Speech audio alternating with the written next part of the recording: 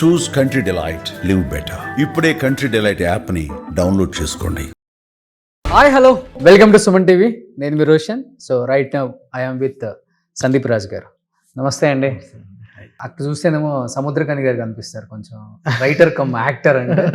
ఇప్పుడు తెలుగులో మీరే కనపడుతుంటారు. కొంచెం గడ్డం తీసేస్తే ఇంచుమించు ఆయనలాగే ఉంటారు. అవును, ఈ మాట చాలా మంది అన్నారు కూడా. చాలా మంది అన్నారు గడ్డం తీస్తే కదా సన్నబడాలి. ముందు నేను సన్నబడితే అలా కనబడతాం. ఎలా ఉంటారంటే అది ఎట్లా చెప్తాం మనం, మన బండి సరోజ్ గారు ఉన్నారు కదా ఈ సినిమాలో, ఆ క్యారెక్టర్ లాగా కనబడుతుంది ఆ ఫేస్. కానీ రియల్ లైఫ్ లోనేమో చాలా సాఫ్ట్ అని విన్నాను నేను. బట్ నేను కూడా 2 సార్లు కలిసాను బయట. అవును, చాలా మనిషి చాలా soft, cool, calm going. But సినిమాలలో మటుకు డెప్త్ ఎక్కువ ఉంటుంది. పెన్నుకు పవర్ ఎక్కువ మామూలుగానే, ఫస్ట్ నుంచి అదే. కానీ చాలా కష్టం కదా బ్రదర్. అంటే ఎన్ని ఆలోచించి రాయాలి ఒక రైటర్. ఇప్పుడు డైరెక్టర్ అంటే ఏముంది, మంచి స్టోరీ పట్టుకొస్తారు, సినిమా తీసేస్తారు. ప్రీవియస్ డేస్ అంతా అలానే. మనం మీరు ముందు చూసిన డైరెక్టర్లు అందరూ కూడా director is different, writer is different, screen play is different. కానీ ఇప్పుడు వస్తున్న డైరెక్టర్లు almost screen play, writing and direction. ఎలా ఉంది ఈ జాబ్ అనేది? అసలు టఫ్ అనిపిస్తుందా, లేకపోతే చాలా హ్యాపీగా కూల్ గోయింగ్? అసలు ఇది కూడా అంటే ఈ 3 విడదీస్తేనే ప్రాబ్లం. ఒకళ్ళు ఒక పని చేయాలి, ఇంకొకళ్ళు ఇంకొక పని చేయాలి. ఎందుకంటే కొన్ని సినిమాలకు నేను కూడా రైటర్గా చేసినప్పుడు అది స్క్రీన్ మీదకి సరిగ్గా ట్రాన్స్లేట్ అవ్వట్లేదు అని చాలా బాధేసింది. కలర్ ఫోటోకి ముందు నేను చాలా సినిమాలకు చేశాను అనమాట. ఓకే, అవి సరిగ్గా ట్రాన్స్లేట్ అవ్వట్లేదు. ఈ 3 కలిపి చేస్తేనే కరెక్ట్, దానికి అందం.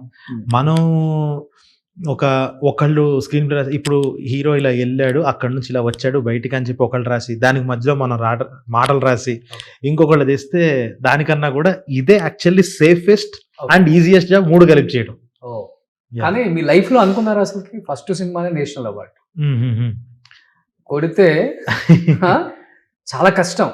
ఎందుకంటే అందరూ చెప్తుంటారు అవార్డ్స్ ఏముందండి, ఈ రోజు కొనేసుకుంటున్నారండి, లేకపోతే రిఫరెన్స్ అండి, మా కూడా ఇచ్చేయండి అని చెప్పేసి. పద్మభూషణ్లు, పద్మశ్రీ కానీ రకరకాలుగా మాట్లాడతారు బయట. కానీ మీలాంటి వ్యక్తులకి అవార్డులు వచ్చినప్పుడు డెఫినెట్ గా అవార్డు అంటే ఒక వాల్యూ ఉంది, నిజంగా వర్క్, రికగ్నేషన్ 2 ఉన్న చోట అది కనిపిస్తుంది అనేది కలర్ ఫోటోనే క్లియర్ ఎగ్జాంపుల్.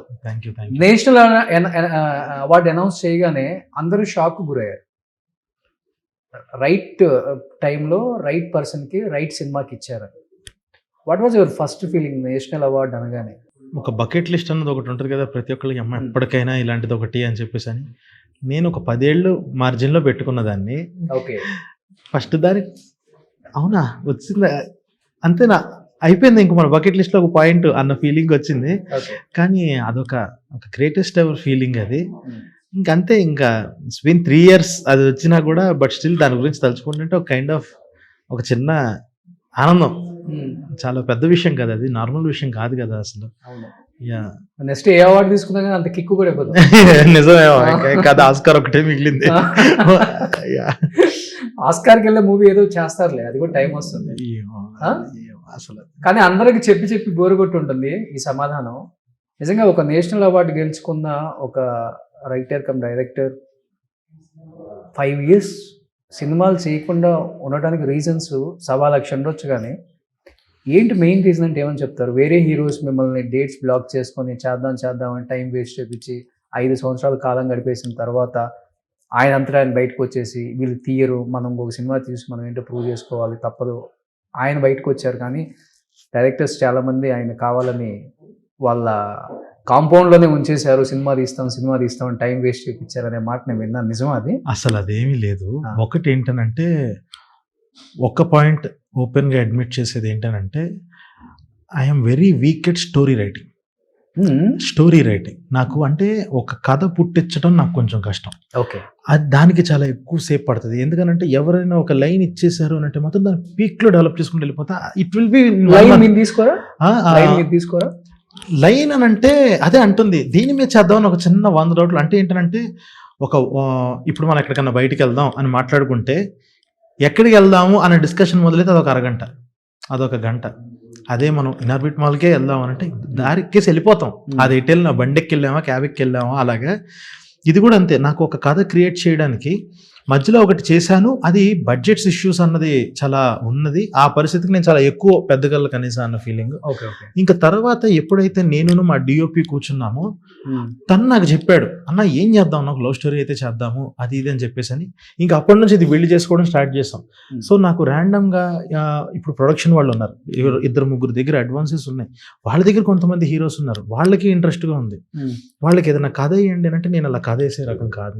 అవునా, నేను ఒకటి నమ్ముతా, నేను ఒక కథ చెప్పాలనుకుంటా, దానికి ఎవరన్నా సూట్ అయితే బాగుంటుంది అనే తప్ప, అంతకు మించి తప్ప.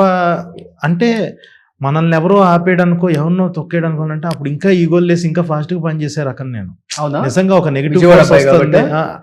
ప్రాంతాలతో సంబంధం ఉంది కానీ విజయవాడ కొంచెం ఉంటుంది కదా అది.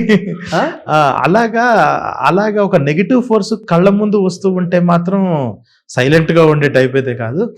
ఇది నాకు నేను చేతులారా చేసుకుంది ఇది అంటే. బట్ అలా అని but I enjoyed the process of film making. ఎలాగంటే ఇన్ టర్మ్స్ ఆఫ్ రైటింగ్, ఒక దాంట్లో కొన్నిసార్లు రాస్తున్నా, కొన్ని యాక్ట్ చేశా. సో ఒక 2 years ఎయిర్ మీద వర్క్ చేశాను నేను, ఆల్ ఇండియా ర్యాంకర్స్ దాని మీద. సో ఏ రోజు ప్రాసెస్ అన్నది ఆగల, ఏదో ఒకటి నడుస్తూనే ఉంది. ఫైనల్ ఈ కథ ఎక్సెప్ట్ చేసింది, దీని మీద చేద్దాం. మళ్ళీ స్టేక్స్ ఏంటి అని అంటే కొత్త వాళ్ళతో కొంచెం ఒక యాక్షన్ ఫిలిం అది చేద్దాము అన్న ఉద్దేశంతో స్టార్ట్. కానీ ఇంత టాలెంట్ ఉంది, ఆల్రెడీ ప్రూవ్ చేసుకున్నారు ఫస్ట్ మూవీతో నేషనల్ అవార్డు. నా చేతులారా నేను చేసుకున్నాను అంటే మరీ అంత తెలియని తత్వం కూడా కాదు కదా అది. అవునవును, కానీ ఏదో ఒకటి ఖచ్చితంగా చెయ్యాలి, చేస్తే బలంగా చేయాలి అన్నది కూడా, అది ఉద్దేశం. అది సర్వైవల్ కోసం అయితే చేయొద్దు. డైరెక్షన్ సర్వైవల్ కోసం యాక్టింగ్ చేద్దాం, అన్ని చేద్దాం. డైరెక్షన్ మాత్రం కాన్ఫిడెంట్ ఉన్నప్పుడే, కరెక్ట్ గా ఈ కట్ చేద్దాం అన్నప్పుడు అది చేద్దాం. కానీ మధ్యలో సర్వైవల్ కోసమైనా యాక్టింగ్ చేసింది ఫైనాన్షియల్ సర్వైవల్, లేకపోతే ఇండస్ట్రీలో నేను కూడా ఉన్నాను అదే రోజు లేదు. అదే ఆ ఐడెంటిటీ క్రైసిస్ గానీ నన్ను కొంచెం గుర్తు పెట్టుకోండి అని చెప్పడానికి ఏ రోజు తప్పని పడలా. నా కోసం నేను సెల్ఫ్ గా ఒక ఫైనాన్షియల్ సర్వైవల్ దానికోసం ఎన్ని పడాలా అన్ని పడ్డా, అది నేను చేసా. అది నా పర్సనల్, అది అంటే జస్ట్ లైక్ ఓకే అదే ఉంటుంది, చేతులారా చేసుకున్నాను, అదే అంతే నాది.